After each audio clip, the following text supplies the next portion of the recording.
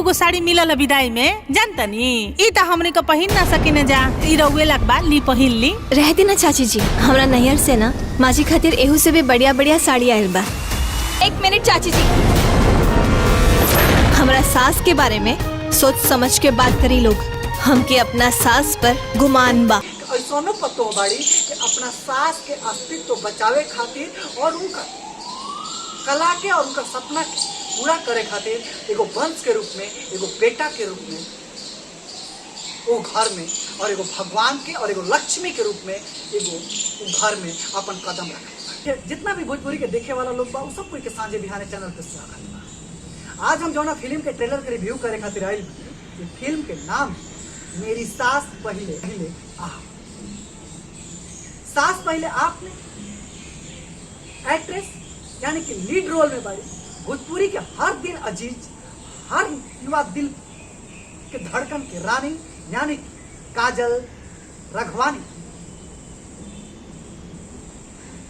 और सह कलाकार बाड़ी कंचन मिश्रा या रंभा। ये फिल्म के राइटर, कहानी के लेखक, समाज के जौन कथा चलता सास पतोह के नाम पर जौन कहानी और फिल्म और समाज में जौन देखल जाता, चाहे दिखावल जाता, चाहे समाज में जौन माहौल बनल बा, ओकरा से हट के कहानी के लेखन बा और कलम के ताकत के एहसास करावल बा शब्द के रूप में। जैसन किरदार खातिर कहानी लिखल गई बा, वही हिसाब से ये फिल्म के हर एक कैरेक्टर के, हर एक किरदार के कास्टिंग है। अगर हम लोकेशन के बात करें, पिक्चराइजेशन के बात करें, डायलॉग डिलीवरी के बात करें, हर मौका पे, हर एक लेवल पर ये फिल्म के हर एक कलाकार, हर एक आर्टिस्ट अपना कैरेक्टर के साथ, अपना सीन के साथ इंसाफ के लिए बड़ा। और यही इंसाफ के कारण बा कि जो फिल्म बा सास पहले आप एगो बेहतर रूप में स्क्रीन पर प्रेजेंट हो गई बा, जौना के ट्रेलर के रूप में आज रिलीज करते बा। अगर हम बात करें स्पेसिफिक की फिल्म की, तो फिल्म में दिखावल गई बा एगो सास के घर में पतोह के रूप में काजल राघवानी आवताड़ी, और जो घर में आवताड़ी तो देखा ताड़ी कि सास अपन सब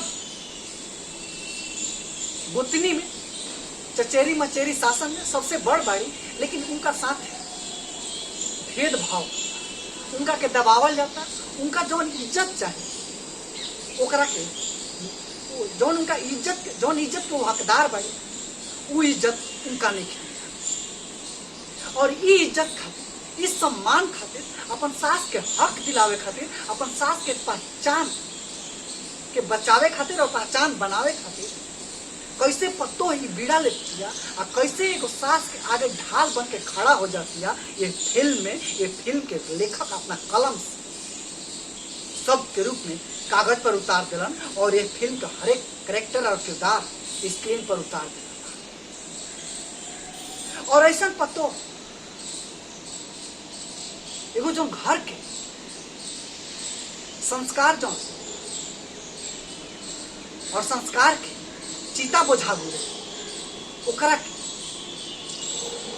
और चीता के एक एक लकड़ी से कैसे महल बना देती है, ये फिल्म में दिखावल।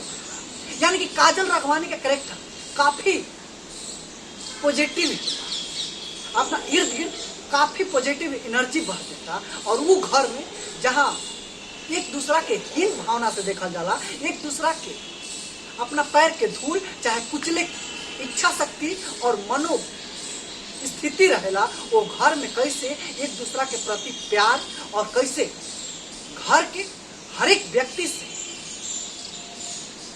और हर एक व्यक्ति के अंदर जौन एगो कला बा, और कला के निकाल के रोजगार के रूप दिल जाता। ये फिल्म में इस सलीलता और सहजता से दर्शा दिल गई। कैरेक्टर अपना बेहतरीन तरीका से दिखावल गई बा, और अपना सरलता से जौन चाची लोग, जौन चचिया सास रही लोग, उनका सास के जैसे अब सब बोलत रही लोग, उनका के बुरा भला कहत रही लोग, और ये बुरा भला कहे से लेके अपन सास के पहचान बनावे तक का सफर रहत, सास के एगो वजूद बनावे तक, सास के कला के रोजगार तक, यानी कि ये पूरा फिल्म हमने के समाज के आईना दिखावे के काम करता कि अगर हमने के बेटी बहन बाड़ी, उनका अंदर इच्छा शक्ति बा, उनका अंदर मॉडर्नाइजेशन और बदलत समाज के एगो नया सोच बा, नजरिया बा, तो बद से बदतर घर के स्वर्ग बनावे की मादा और हिम्मत और हौसला रखे और बाऊ।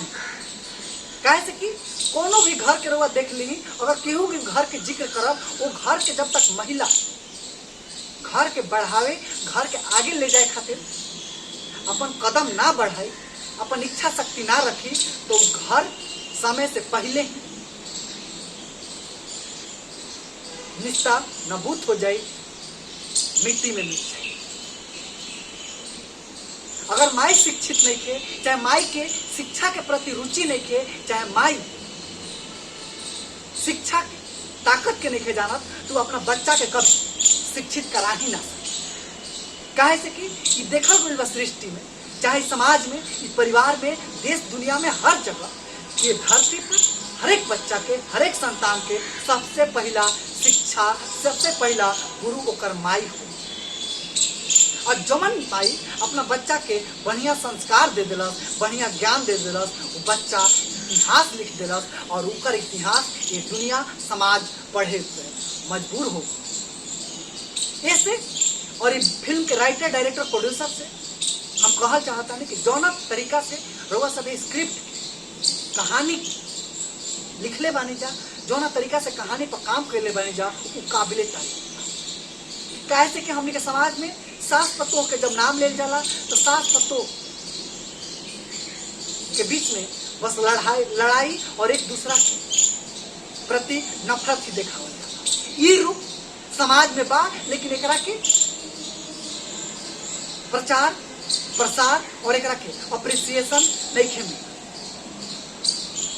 ऐसे ऐसा टॉपिक पर और ऐसा विषय पर फिल्म बनावे के चाहिए, और समाज के एक्सेप्ट भी करे के चाहिए कि ऐसा पतो बाड़ी कि अपना सास के अस्तित्व बचावे खातिर और उनका कला के और उनका सपना के पूरा करे खातिर एगो वंश के रूप में, एगो बेटा के रूप में वो घर में, और एगो भगवान के और एगो लक्ष्मी के रूप में एगो घर में अपन कदम रखे।